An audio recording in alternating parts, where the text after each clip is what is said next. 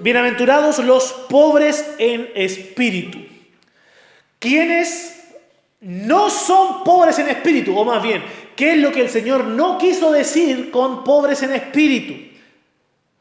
No quiso decir aquellos que se conforman a su negligencia espiritual. Hay creyentes, lamentablemente, que tienen todo a su alcance. Tienen el recurso de la oración, tienen el recurso de la iglesia, tienen el recurso de la palabra, tienen el recurso de los ministros que pueden aconsejarles y orientarles. Sin embargo, a pesar de que tienen el recurso de la oración, no oran. Voluntariamente deciden no orar. Teniendo el recurso de la iglesia local, deciden no congregarse. Teniendo el recurso de la iglesia universal, deciden no tener compañerismo cristiano. Teniendo el recurso de la palabra, no la leen ni la estudian. Teniendo el recurso de ministros, no acuden a ellos para que les orienten en la vida espiritual. Entonces se quedan enanos espirituales. Es una actitud de inmadurez no hacer uso de los beneficios que el Señor nos ha dado de los recursos espirituales. Entonces se desarrolla una actitud de negligencia. Entonces llega el momento en el cual ese creyente que está viviendo en derrota espiritual dice: no, yo soy pobre en espíritu. No he enriquecido mi vida con las verdades de la palabra de Dios y he desperdiciado mucha bendición. Bien, a eso no se refiere el Señor. El Señor no está diciendo que son bienaventurados los negligentes, los mediocres ni los hipócritas. El Señor no está diciendo que ellos son bienaventurados. ¿Por qué los hipócritas? Porque dice la palabra que hay pobres que pretenden ser ricos. Y hay quienes pretenden ser pobres y tienen muchas riquezas. O sea, personas que tienen muchas posesiones materiales pero quieren aparentar una humildad material. Hay algunos políticos que tienen grandes riquezas, pero cuando se dirigen al pueblo se ponen una casaca con la bandera de su país. Aparentando humildad, aparentando ser del pueblo, aparentando ser pobres. Pero eso es hipocresía. Bien, el Señor no está diciendo que ellos son bienaventurados. ¿Qué significa esto? ¿Quiénes son entonces los pobres en espíritu? Los pobres en espíritu son aquellos que están totalmente conscientes de su carencia interna y que buscan suplir esa necesidad. Cuando usted se levanta en la mañana y dice: tengo tanta necesidad de orar, y usted se encierra en un cuarto aparte o en un lugar determinado a orar, y usted dice: Señor, te necesito tanto. El Señor está diciendo: esos son los bienaventurados. Los que reconocen su necesidad, pero que buscan suplir esa necesidad espiritual. Y hay una gran diferencia entre el que reconoce su necesidad espiritual y el que la genera por ser negligente. Hay una diferencia muy grande. El Señor está diciendo que son bienaventurados aquellos que están totalmente despiertos a la realidad de que necesitan cada vez más del Señor. Ahora, estos son principios que están anclados en el Antiguo Testamento. La semana pasada hacíamos recuerdo de aquellas palabras de David en su oración en el Salmo 34, cuando él dice: este pobre clamó y le oyó Jehová. Ese versículo contiene de manera implícita la bienaventuranza del Señor Jesucristo. Porque dice: este pobre, y recordemos que el rey David tenía muchas posesiones. No era un cualquiera, era el rey de Israel. Y él dice: este pobre clamó. O sea, David se encontraba en conocimiento de su carencia espiritual, de su necesidad personal. A pesar de que Dios había pactado con él, a pesar de que Dios lo había ungido por rey, a pesar de que él tenía esa riqueza espiritual. Si dudamos de aquello, leamos los salmos, veamos cómo era el corazón de David.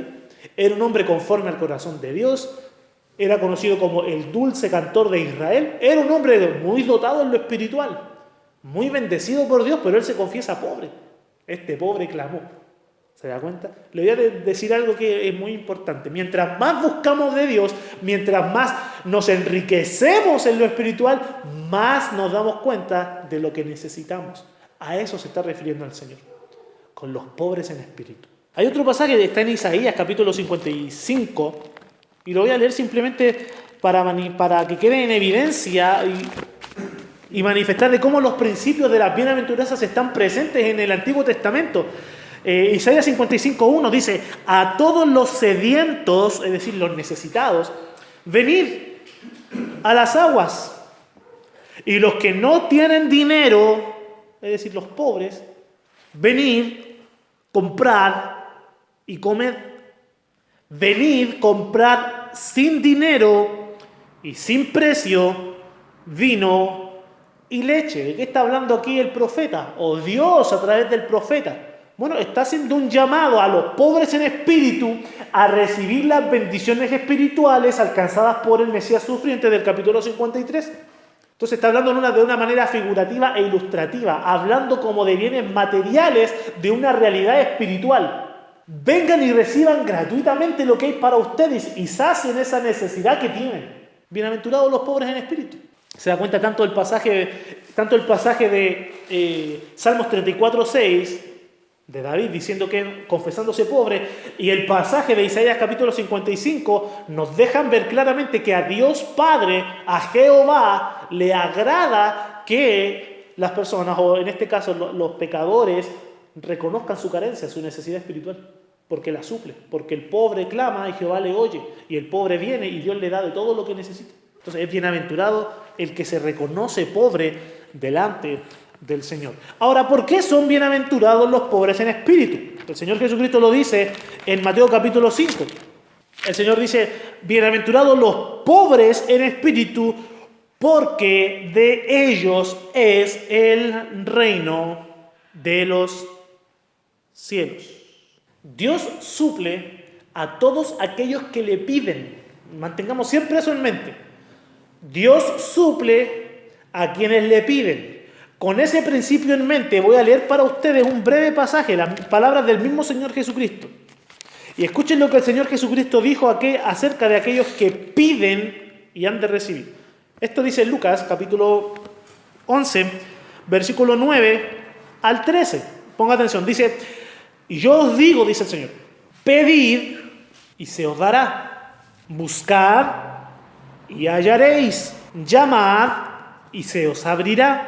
Porque todo aquel que pide, recibe, y el que busca, halla, y al que llama, se le abrirá. ¿Qué padre de vosotros, si su hijo le pide pan, le dará una piedra? ¿O si pescado, en lugar de pescado, le dará una serpiente? ¿O si le pide un huevo, le dará un escorpión? Pues si vosotros, siendo malos, sabéis dar buenas dádivas a vuestros hijos, ¿cuánto más vuestro Padre Celestial dará el Espíritu Santo a los que se lo pidan?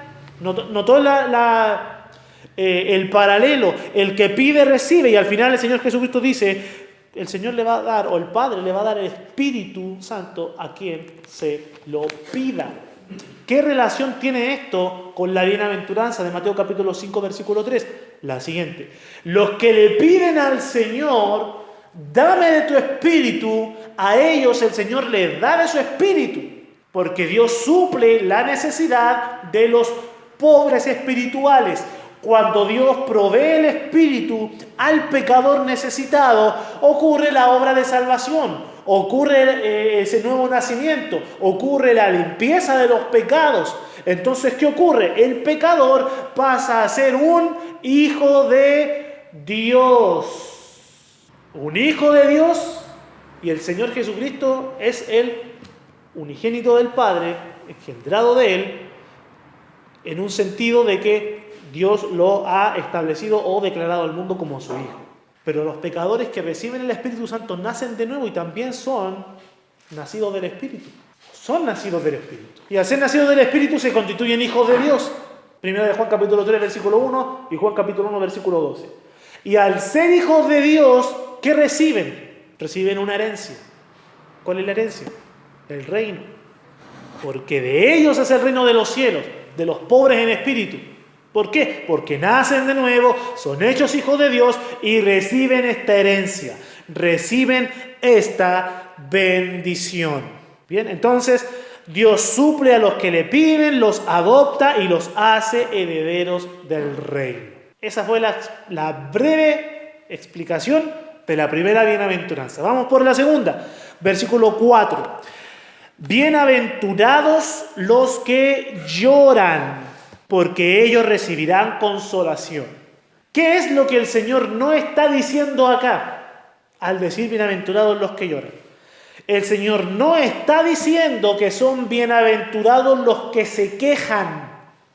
Espero que ninguno de nosotros tenga esta actitud, pero es muy frecuente tener esa actitud de levantarse en la mañana y quejarse. Señor, otra vez tengo que ir a trabajar. Otra vez tengo que ir a soportar a mi jefe. Otra vez tengo que pasar la misma rutina. Otra vez, y siempre quejándose, siempre quejándose, siempre quejándose. En todo lugar, quejándose. Esos no son los bienaventurados. Esas personas guardan una amargura en su corazón. Hay personas que cuando conversan siempre están hablando de forma negativa y siempre están hablando de las cosas malas o de las consecuencias que vienen con las diferentes situaciones en la vida. Bien, ellos no son bienaventurados porque de la abundancia del corazón habla la boca. Entonces, aquel que siempre se está quejando es porque hay una infelicidad, una amargura en su corazón. No son bienaventurados los que se quejan, los que reclaman, ni los que derraman lágrimas con intenciones manipuladoras. Porque también es muy conocida esa lamentable actitud de intentar manipular personas, manipular situaciones por medio del llanto. El Señor no está diciendo que esas personas son bienaventuradas. ¿Quiénes son los bienaventurados entonces?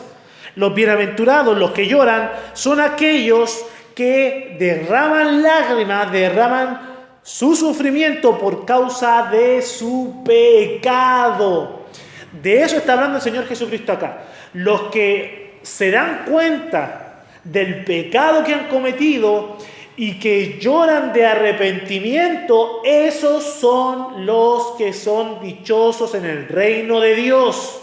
El mismo rey David escribe en el Salmo 38, por tanto confesaré mi maldad y me contristaré por mi pecado. Es una característica elogiable en el reino de Dios sufrir por el pecado cometido. Eso es lo que caracteriza principalmente a los verdaderos hijos de Dios, incluso más que el no pecar. ¿Por qué? Porque definitivamente nos estamos santificando. Cada día que pasa nos estamos alejando más de la corrupción del mundo. Pero a medida que nos alejamos de la corrupción del mundo nos hacemos más sensibles a infringir la ley de Dios y al pecar. Por eso el día de hoy nos duele más ciertas imprudencias que a veces cometimos en nuestro comportamiento, en nuestras palabras, nos duele más que antes. Porque como estamos más cerca del Señor, más cerca de la luz de la palabra, más se manifiestan esas pequeñas manchitas en nuestra ropa que antes no se manifestaban. Entonces, al darnos cuenta de que todavía hay pecado que confesar, de que todavía estamos infringiendo la ley de Dios, nos dolemos en nuestro corazón. Entonces, el lamento por el pecado debiera caracterizar la vida del creyente. De verdad, debiera ser una característica en cada uno de nosotros, el deseo por la santidad y el dolor por causa del pecado cometido. Entonces, los que lloran por su pecado son los bienaventurados en el reino de Dios. Pero además, aquellos que lloran por la necesidad de restauración personal y de restauración social, esos también son bienaventurados. Ponga atención a lo que dice Mateo capítulo 26, versículo 75. Mateo capítulo 26, versículo 75. Es un versículo muy breve. Ni siquiera le voy a relatar la historia porque usted la sabe bastante bien. Solamente le voy a leer el versículo que concluye el relato. Entonces Pedro se acordó de las palabras de Jesús que le había dicho: antes que cante el gallo, me negarás 3 veces. Y saliendo fuera, lloró amargamente. Tenemos acá a Pedro llorando por causa de su pecado, el dolor por el pecado cometido, pero además llorando por la necesidad de ser restaurado. Yo creo que las oportunidades en las cuales nosotros como creyentes derramamos las lágrimas más amargas por nuestro pecado es cuando recordamos aquello a lo cual el Señor nos llamó. Cuando recordamos esa posición de privilegio que el Señor nos ha dado. Aquel que se le ha dado un ministerio de evangelismo y comete un pecado, infringe una falta que lo descalifica del ministerio, llora más amargamente que si hubiese cometido el mismo pecado pero sin el ministerio. ¿Por qué? Porque estando en el ministerio sabe que el Señor lo llamó a ser un embajador, a ser un reflejo de la luz de Dios al mundo. Pero cometiendo ese pecado llora más amargamente de que si hubiese cometido esa falta fuera de esa actividad ministerial. Imagínense a Pedro, al cual el Señor Jesucristo lo llamó una piedra, el cual se dice y se asume que él tenía, no me gusta mucho esta palabra, pero la voy a mencionar, el liderazgo apostólico, porque cada vez que hay una lista de los apóstoles en los evangelios siempre es él el primero. En el libro de Hechos es él el que predica de los apóstoles, de los 12.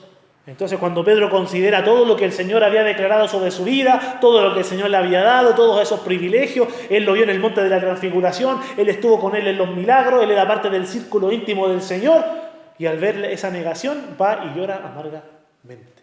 Y aún más, considerando aquello a lo cual el Señor lo llamó y llorando por esa necesidad de restauración. Pero ¿qué ocurre después? Que el Señor Jesucristo resucita. Esto está en el Evangelio según San Juan, capítulo 20, versículo 17. Lo mismo, no le voy a contar toda la historia, solamente le leo la conclusión de este relato. Juan, capítulo 20, versículo 17, 21-17. Dice así: le dijo la tercera vez: Simón, hijo de Jonás, ¿me amas? Pedro se entristeció de que le dijese la tercera vez: ¿me amas? Y le respondió: Señor, tú lo sabes todo, tú sabes que te amo. Jesús le dijo: apacienta mis ovejas. Pedro negó 3 veces a Cristo, por eso necesitaba 3 veces declararle al Señor su amor, su deseo de servicio. Por eso el Señor le pregunta 3 veces si lo amaba, y Pedro le responde. Y después de que Pedro lo negó 3 veces, el Señor Jesucristo hace que Pedro le confiese 3 veces que lo ama, y después de confesarle las 3 veces que lo ama, el Señor le dice: apacienta mis ovejas. O sea, tú vas a ser un pastor, tú vas a escribir epístolas a la iglesia, tú vas a pastorear mis ovejas. Lo restauró. Qué hermoso es el Señor Jesús, que después que Pedro lo negó de una manera tan vil, el Señor Jesucristo resucitado viene y pastorea su vida, pastorea su alma. Le prepara el desayuno, comen, y el Señor le pregunta: ¿me amas, Pedro? Y lo restaura, y lo impulsa al ministerio nuevamente. Y tenemos ahí a Pedro en el libro de Hechos, buscando a aquel, o por lo menos dirigiendo el grupo en la oración, dirigiendo el grupo apostólico y de los discípulos para elegir al sucesor de Judas, que se ahorcó. Y ahí el apóstol Pedro desarrollando luego su ministerio como apóstol, como testigo de Cristo. Entonces el Señor restaura. Entonces él lloró por arrepentimiento de su pecado y por la necesidad de restauración personal. Pero también son bienaventurados los que lloran por esa necesidad de restauración social. Este es un relato bastante largo, no lo voy a leer, tenía pensado leerlo, y es un relato que se encuentra en Segundo de Reyes, capítulo 22. Si quiere lo puede leer en su casita. Es de los versículos 3 al versículo 20, cuando el rey Josías manda a limpiar el templo de Dios, que estaba descuidado, manda a limpiarlo porque se van a llevar a cabo las reparaciones del templo, y los sacerdotes encuentran el libro de la ley. Se asume que era la Torá completa o el libro de Deuteronomio. Entonces encuentran el libro, se lo traen a Josías, y Josías llora porque ve que se han cumplido todas las profecías. Dice: el pueblo se apartó tal como lo anunció Moisés, y el Señor nos castigó tal como lo anunció Moisés. Y todas las cosas se han cumplido tal como lo anunció Moisés, pero aquí habla la palabra también de restauración.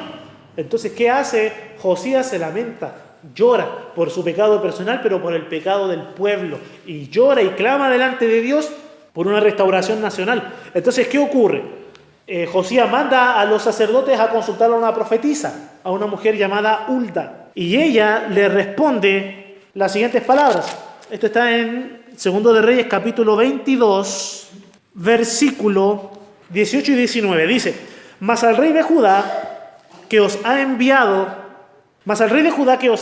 para que preguntaseis a Jehová, diréis así: así ha dicho Jehová, Dios de Israel, por cuanto oíste las palabras del libro, y tu corazón se enterneció y te humillaste delante de Jehová cuando oíste lo que yo he pronunciado contra este lugar y contra sus moradores, que vendrán a ser asolados y malditos, y rasgaste tus vestidos y lloraste en mi presencia, también yo te he oído, dice Jehová. Entonces, bienaventurados los que lloran, ¿Por qué? ¿Por arrepentimiento? Sí. ¿Por necesidad de restauración personal? Sí. Pero también por necesidad de restauración nacional o social.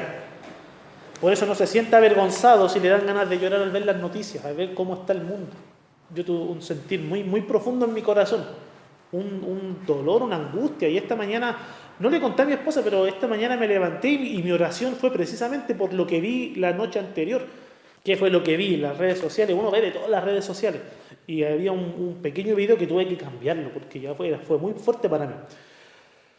Un pequeño video de extractos de cámaras de seguridad de tiendas comerciales o de lugares públicos, en los cuales se enfocaba justo el momento en el cual niños son raptados, sacados muchas veces de los brazos de sus mamás, o dos niños jugando en la calle y luego aparece un adulto y se lleva uno, y el otro queda solo. Algo realmente triste y muy lamentable ver la escena del crimen ahí. Entonces tuve que cambiarlo porque cuando uno desplaza en el inicio van apareciendo las imágenes y a veces los videos comienzan a reproducirse. Pero tuve que cambiar eso porque hubo un dolor en mi corazón. Y esta mañana me levanté en oración al Señor, principalmente por aquellas familias que han sufrido un secuestro, que han sido víctimas de un secuestro, aquellos padres que quedan sin sus hijos y aquellos niños que son apartados de sus padres, con fines maquiavélicos terribles.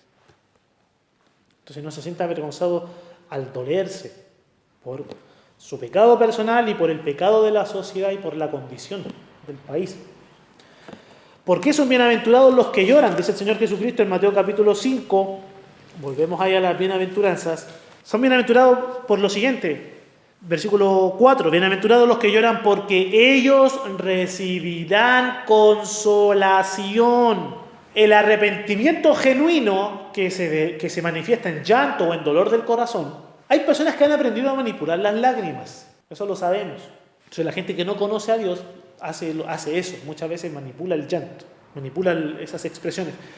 Pero el verdadero arrepentimiento manifiesta dolor, en un grado pequeño o en un mar de lágrimas, pero siempre hay un dolor cuando hay arrepentimiento de verdad. Bien, ese arrepentimiento genuino que manifiesta dolor garantiza el perdón divino. A esos que se arrepienten verdaderamente de su pecado, el Rey les dará un reino y una eternidad de consuelo para sus vidas. Serán consolados los que lloran. ¿Por qué? Porque los que lloran por su pecado son perdonados por Dios y eso trae un consuelo. El Espíritu Santo viene a nosotros y no solamente nos salva, no solamente limpia nuestros pecados, sino que limpia nuestra conciencia. De verdad, el Señor lo hace. Pero no solamente eso, sino que luego nos traslada a su presencia cuando partimos de este mundo y luego cuando viene el Señor Jesucristo en su segunda venida, viene con todos sus santos, dice Mateo capítulo 25, a establecer el reino en la tierra. Y en este reino mora la justicia, mora la paz. Entonces uno ya no ve todo el pecado nacional, toda la maldad personal que vivió y que experimentó antes. Entonces en el reino no se experimenta o no experimentaremos el dolor y el llanto que estamos pasando hoy. Y el libro de Apocalipsis 21:4 dice que allá en la eternidad, los cielos nuevos y la tierra nueva, el Señor enjugará toda lágrima. Versículo 5. Bienaventurados los mansos, porque ellos recibirán la tierra por heredad. ¿Quiénes no son los mansos? Porque esta es una palabra que se malinterpreta mucho. Se malinterpreta tanto que yo nunca he escuchado a ningún evangélico diciendo quiero ser alguien más manso. Oren por mí porque quiero ser manso. Porque como esa palabra se malinterpreta tanto, entonces muchas veces nadie la quiere usar. ¿Por qué? Porque dice a lo mejor la voy a usar de la manera incorrecta.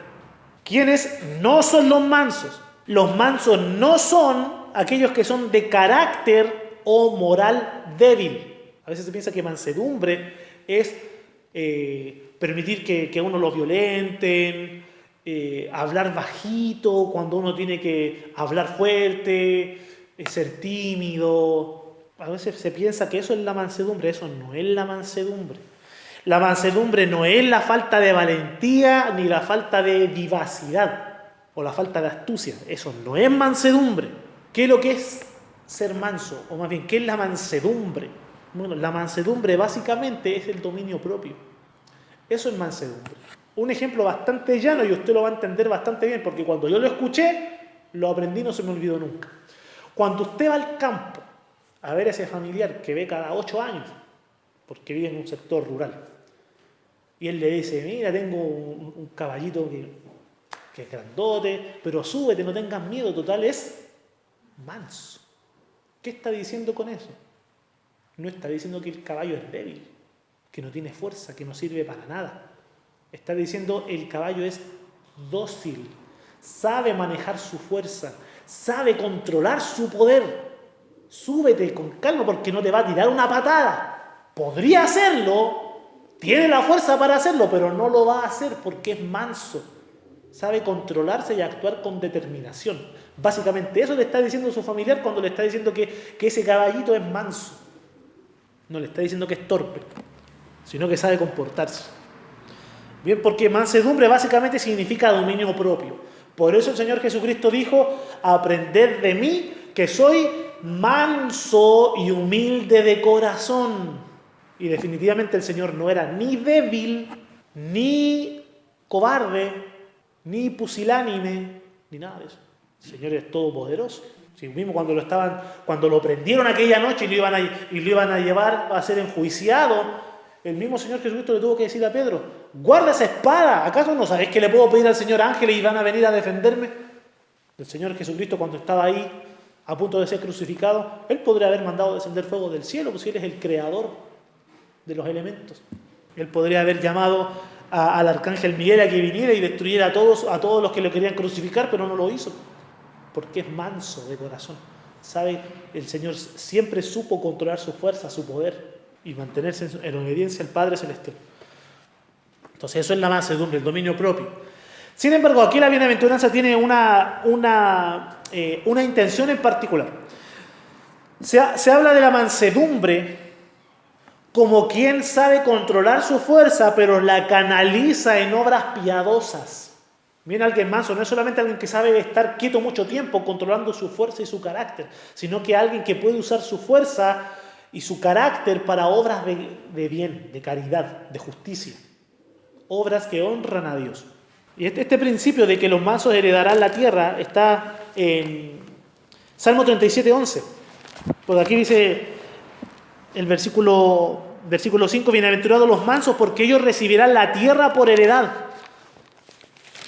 Bien, aquí nuevamente el Señor Jesucristo está recordando el antiguo pacto, el Antiguo Testamento. Salmo 37:11 dice lo siguiente: pero los mansos heredarán la tierra y se recrearán con abundancia de paz. Ahora, voy a leer el versículo 10 y el 11 del Salmo 37. Dice, pues de aquí a poco no existirá el malo, observará su lugar y no estará allí. Qué interesante. Pero los mansos heredarán la tierra y se recrearán con abundancia de paz. Parece que el rey David era premilenarista en su soteriología, escatología, en cuanto a los eventos del futuro. ¿Qué está diciendo David? David está diciendo, los pecadores, los malvados ya no van a estar sobre la tierra. Los mansos van a estar sobre la tierra. El libro de Proverbios también hace mención a eso.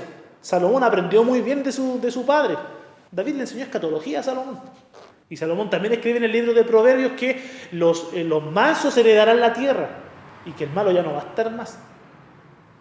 ¿Qué está diciendo acá el rey David? Que lo dice de una forma un poco llana, sencilla y no nos deja mucho que profundizar en el pasaje. Necesitamos más luz para saber qué está diciendo acá.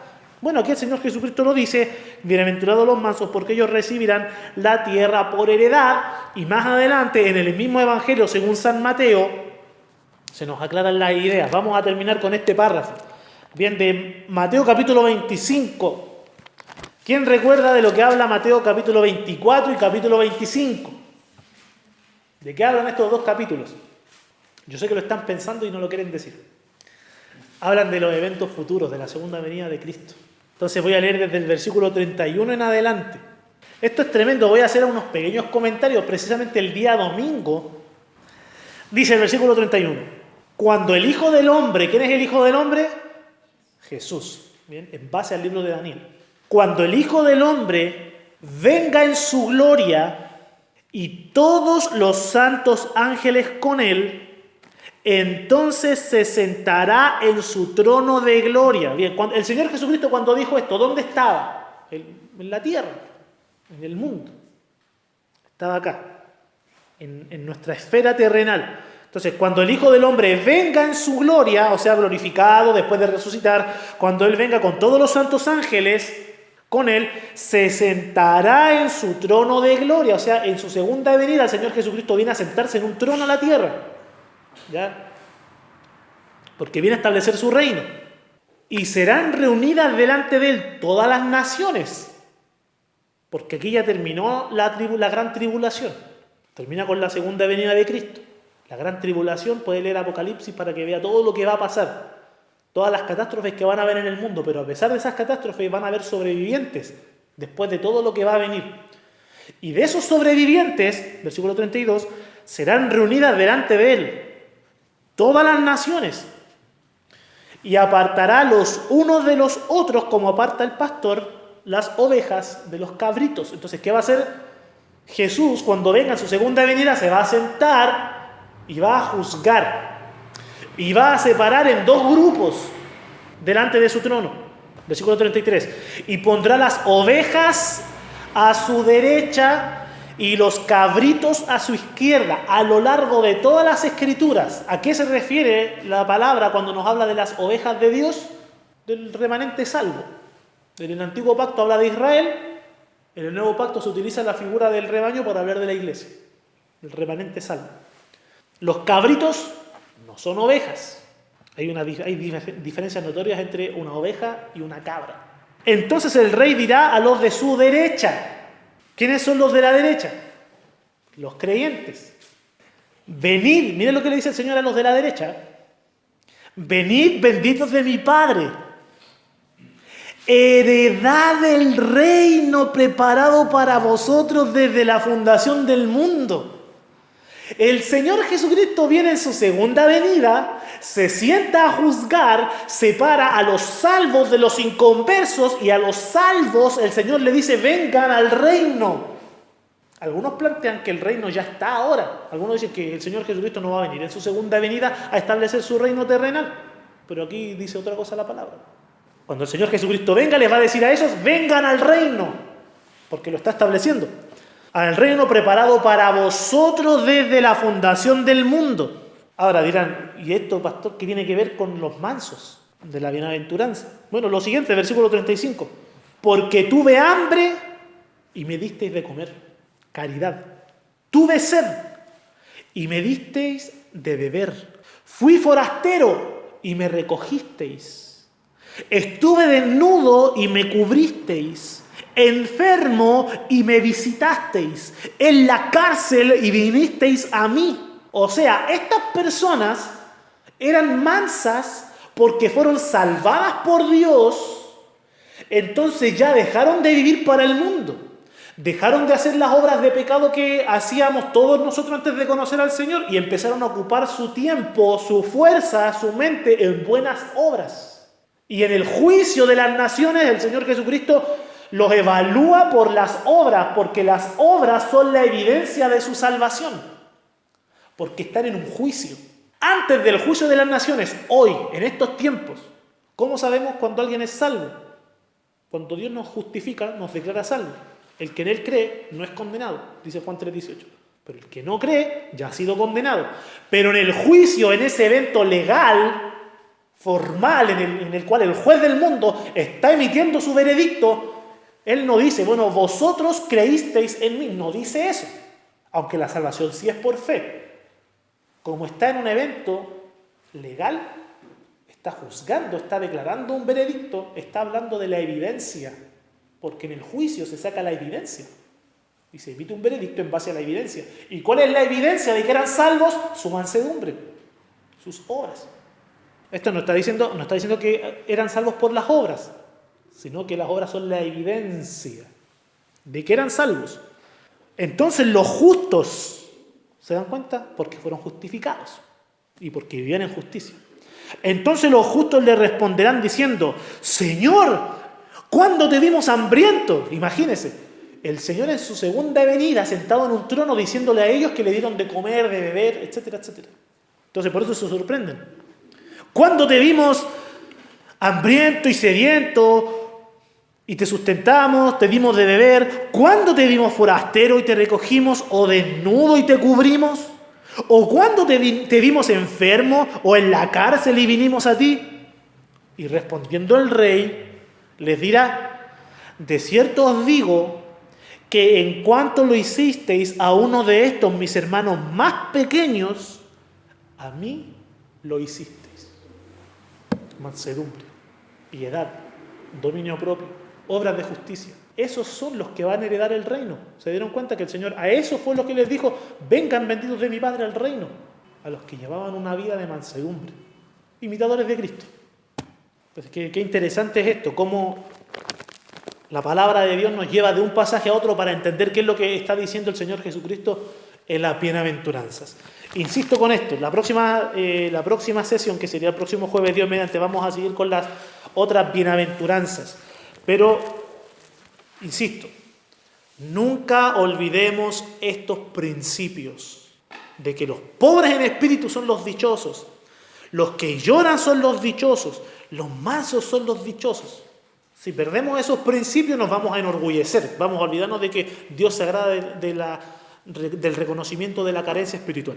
Si nos olvidamos de que los que lloran son los bienaventurados delante del Señor, si nos olvidamos de eso, vamos a desarrollar una actitud de arrogancia, porque los evangélicos somos expertos en querer mantener un buen testimonio y a veces lo hacemos de una forma ilegítima, y es que no nos gusta a veces confesar nuestras faltas y nuestros errores, por miedo a perder el testimonio. Entonces dejamos esta actitud piadosa, que es llorar por nuestro pecado y por nuestra maldad. Entonces tampoco nos olvidemos de que son bienaventurados para el Señor los mansos, porque lo mismo, también los evangélicos somos buenos para estudiar la Biblia, estudiar doctrina y pensar que vamos a ser reconocidos por nuestra doctrina más que por nuestras obras. Pero necesitamos obras. Manifestar esa mansedumbre, canalizar nuestras fuerzas en obras que agraden a Dios. Amén. Vamos a cerrar acá y vamos a continuar la próxima semana, Dios mediante, con las bienaventuranzas.